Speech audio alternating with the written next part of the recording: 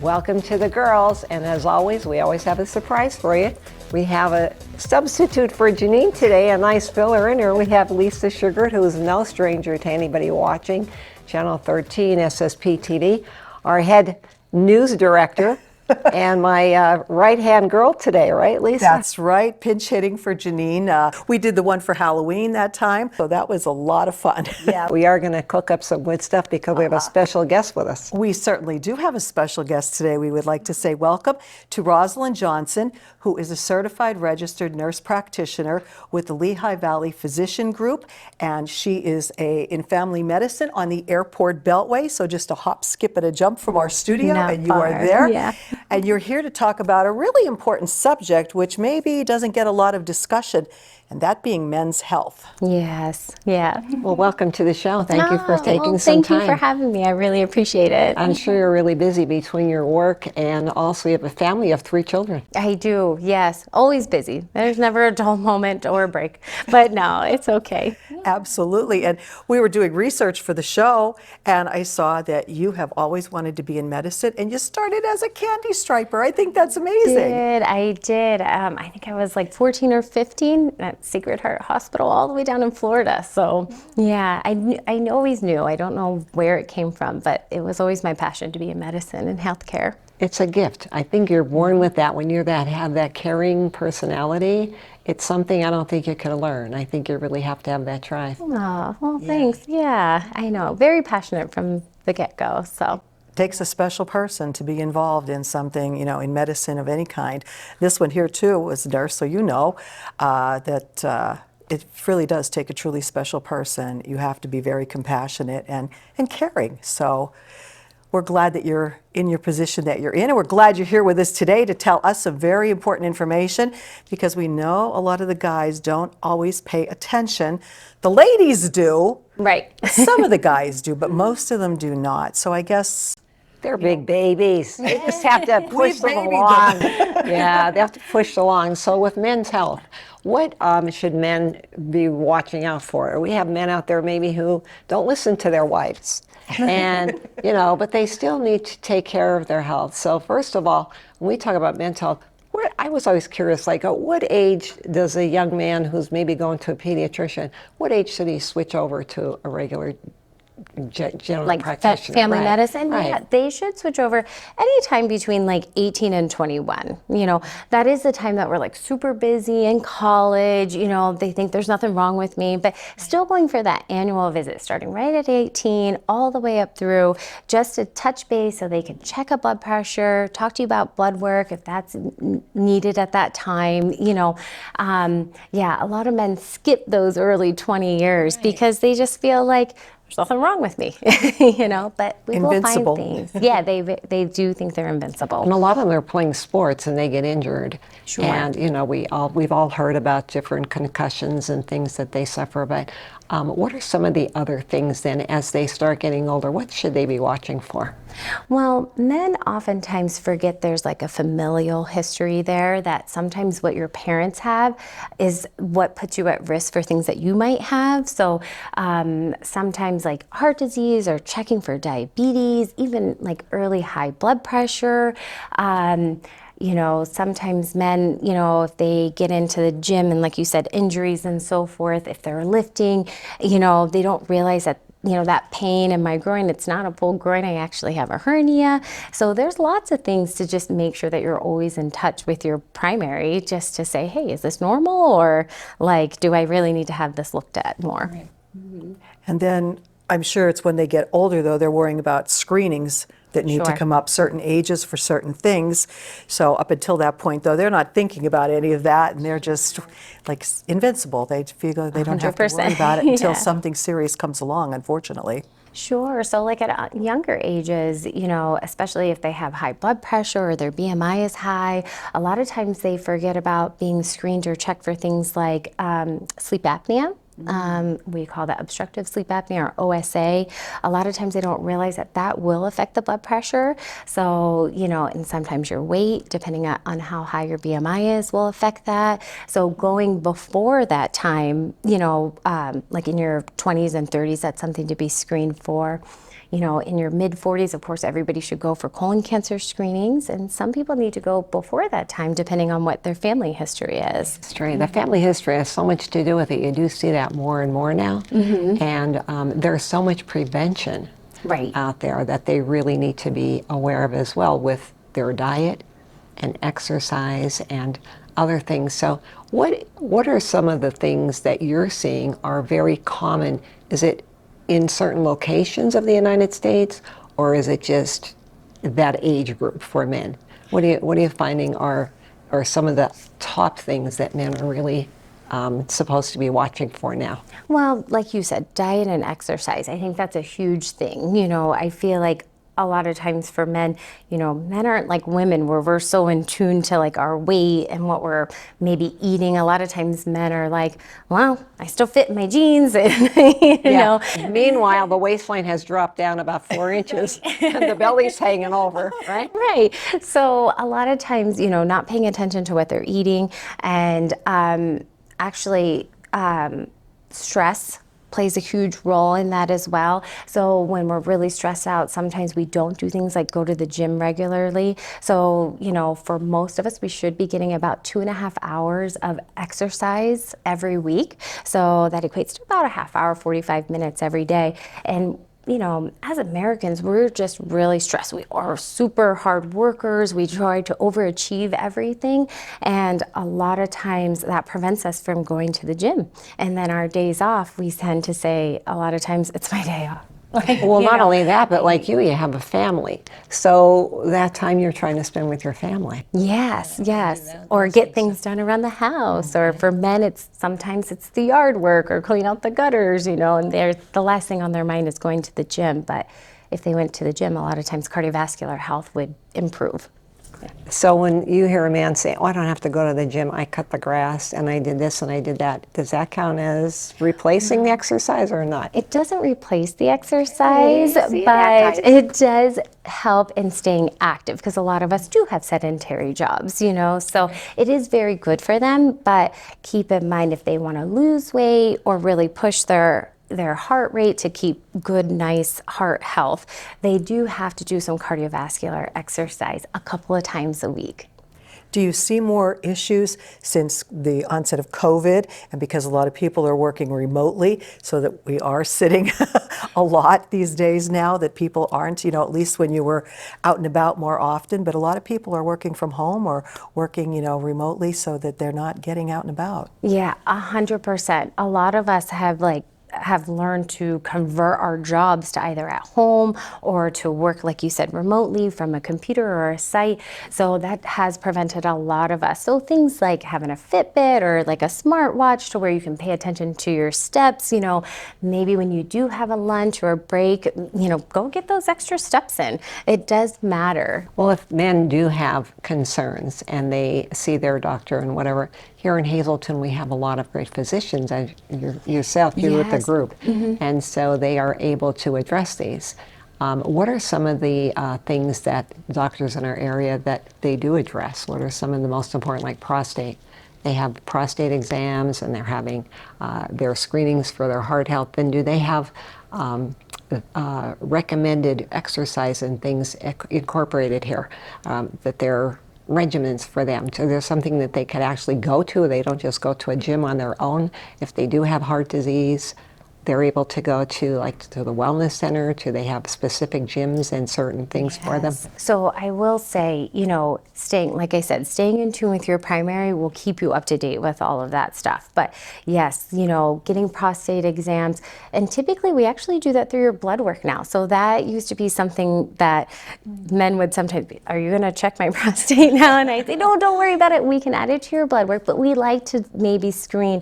So that typically starts around age 50, but we will do it sooner if there's a familial history or if someone is having symptoms. And sometimes men don't realize that getting up multiple multiple times in the night to use the restroom is actually a sign that maybe we should check that PSA a little bit sooner. That's what I was going to ask you. What are some of the symptoms, if you could tell the men that are watching? Sure. Some of the symptoms that maybe you should mention that to your doctor about the prostate. Yeah, so big things are, nighttime, if you're getting up a lot to go to the bathroom, other times decreased urine stream, urinary frequency, or sometimes if you're going to the bathroom and you feel like the bladder is not empty, but here you are 10, 20 minutes later going back to the bathroom and you're not understanding why. Those are all times to just see if you can have that PSA added to your blood work. And then we have tons of urologists, not in Hazleton, but not that far away in Lehigh, that can actually help treat and figure out what else is going on with that prostate. Absolutely. Yeah. Well, there's so many things that we could talk about with men's health, and we're going to take a little break right now, and we want to thank all of our sponsors for the show. We have beautiful flowers here from Smith Floral, as always, and everybody who brings this show to you. So make sure that you go and you make sure that you shop at these places and keep them going, because they're the ones that bring these good health shows to you. We'll be right back.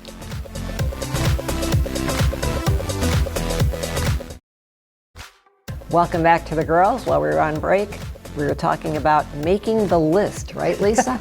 Make a list, and it's not a Christmas list. It's the list. Make a list and check it twice or 3 or 4 times.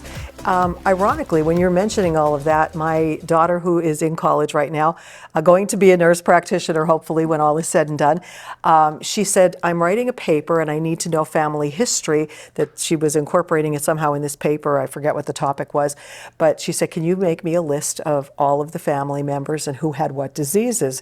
And I thought there was 2 or 3 things that I would write down, until I sat down and actually started compiling this list, because I put my grandparents and then my parents and my husband and myself and then her brother and sister, and when I put all the, and then my in-laws, the other side of the family as well. So I had this big list and I sent it to her and she goes, wow, that's really thorough. And I said, unfortunately, it's also very long. You don't realize that, because they do ask you when you go to a doctor appointment to fill out, family history. And you might just think, like, I knew my father had a heart condition and I knew my mother was asthmatic, and I really didn't take it any further than that. And then all of a sudden, when I made this list, I'm like, I better make sure my kids are aware of this, because I wasn't really aware how much there is from my husband's side as well, that, there's diabetes and there's high blood pressure and there's other different things.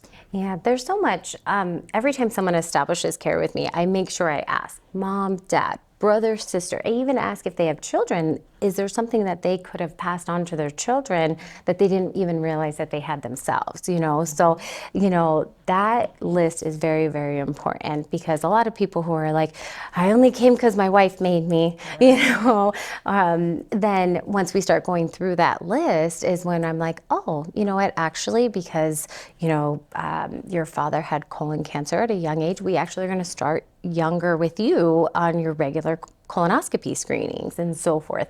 Sometimes things are brought up like aneurysms, there's a ton of, health abnormalities that people don't realize could be genetic, and that we really, it's good to know, because then we'll start screenings a lot sooner. Right, because a lot of those things have no symptoms. Correct. So in the early stages, and early stages are easier to treat than late stage in anything. Yes, so that's exactly why the screenings and preventative health maintenance and everything that we do every time you come for your well visit is so important. At least we try to offer it to you, because you're right, if we could find it and fix it before it becomes a huge problem, usually the treatment is minimal or very easy, versus finding it when it's so advanced. When things are advanced, it's a lot more involvement. Or even just keeping an eye on it. Sure. So that you know that that's part of your checkup. How often should a man have a checkup?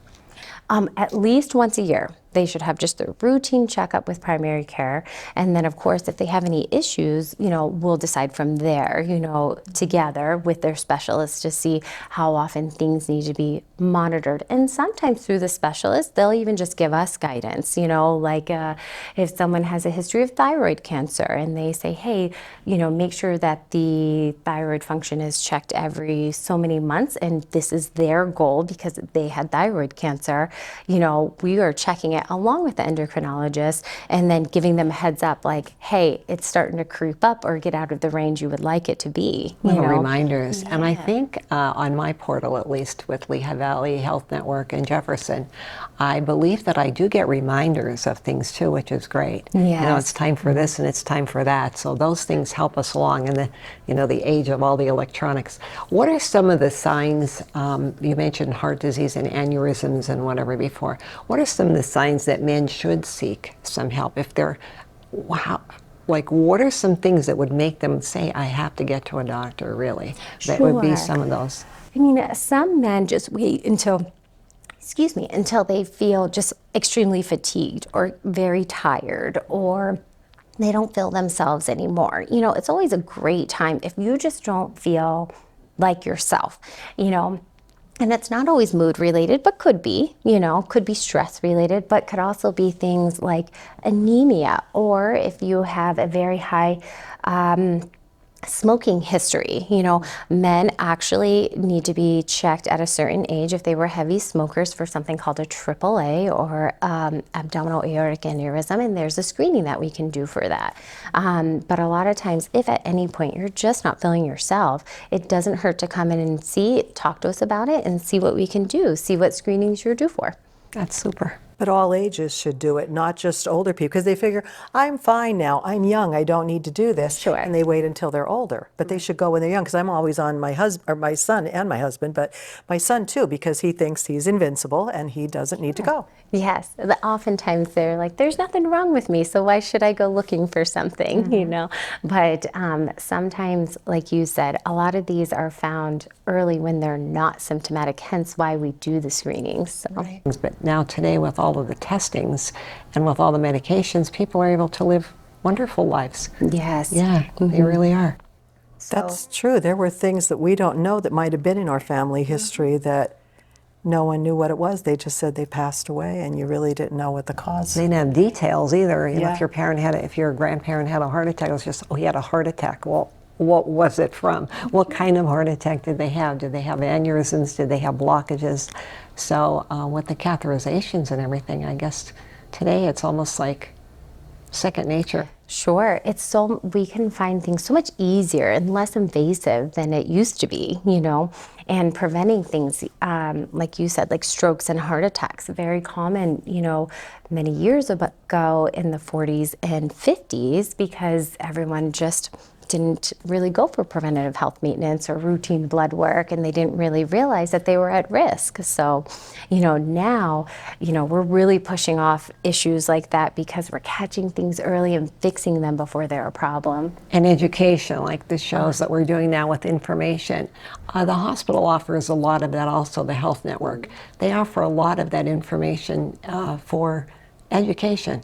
And for diet and exercise, like you're saying, all of that. So the more they're educated, I think, the better it is, too. Sure. And we have specific educators, too. We have people who are diabetic educators, everything to really help people with these chronic conditions that maybe they need, spoken about regular exercise, and maybe what you eat at home might be very different than what I eat at home, so they will take that into account and have a very long conversation with them and help them to kind of tailor their lifestyle to better their health. I see a lot of men being more health conscious now. Do you, Lisa? I think with the education and with a lot of men being, I don't know, do I want to say that they're vain, but they're more concerned about how they look, I think, a little bit now.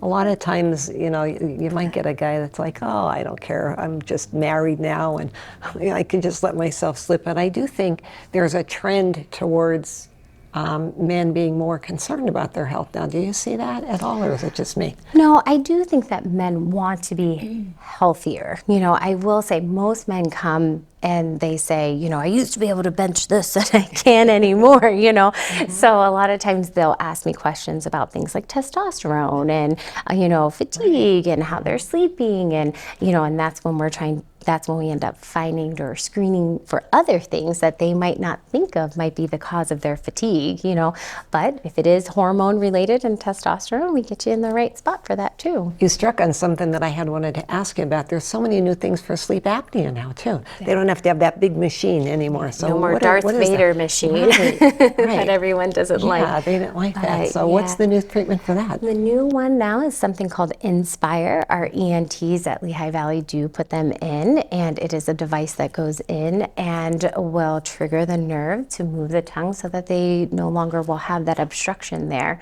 You do have to qualify, and obviously it has to be approved by your insurance, but it's such a nicer way, you know, because everyone says, I feel claustrophobic, or I feel I move too much when I sleep, and it's very hard for me to wear that sleep apnea machine. But a lot of people don't realize it's really important to control your sleep apnea because it will affect the heart. So. And then them having that on with that noisy machine, sometimes their wife can't sleep. So then they just are, you know, either on the couch or in another My husband bedroom has or one of those whatever. machines. Yeah, and so I think for them sometimes too, they just feel like they're annoying the Yeah. family or whatever. It's just an annoyance. But tell me a little bit more about what you're saying, that this contraption or whatever it is that's put in for their tongue to not go back, to make them slow. Sure. Yeah. All it would take is, if you qualify, say like certain parameters, like I said, a BMI, and you know, you have to be diagnosed with sleep apnea, and I do believe you have to have failed your CPAP machine. Either you just can't tolerate it, or it's not working well for you, and then we would just set you up with our specialists, our ENTs, and then they would, you know, have a consult with you, and if you qualify, very simple procedure to have done. And what exactly is it? Is it, where is it placed? Or I is it believe something you it's put on? somewhere in the neck or in the So it's chest area. implanted. It's an implant. Oh, an implant. Yeah. There you go. So Very that- simple. Nobody knows you have it. You don't have to worry about bringing it on an international flight. So it makes it quite simple. Yeah, it makes it nice for the whole family. And the most important thing is they get a good night's rest. Right. Because rest, I think, is the number one thing that, especially Americans and anybody who's busy working and raising a family, I think they don't realize how important rest is. Right. They worry about nutrition and whatever, but rest, I mean, to get your good night's sleep, it drains your whole body if you don't. We call that sleep hygiene. It actually is really important. It actually has a technical name for it that a lot of people don't realize. But yeah, your sleep hygiene really matters. And it's not just about laying in your bed and waking up 3-4 times. It's actually getting a nice, well-rested sleep where you're hitting your REM a couple of times in the night. It really does matter. It affects your mood, affects your performance the next day, can help people with things like anxiety and depression. So it's very, very important. How harmful or how good is it if you have like a little glass of wine or something before bed? Well, I think it depends on your health, right? Whether or not, and your medications, whether it's appropriate or not. But a lot of places, you know, like Mediterranean over there, a lot of them will have a glass of wine every day, and that's okay. Everything in moderation, I always say.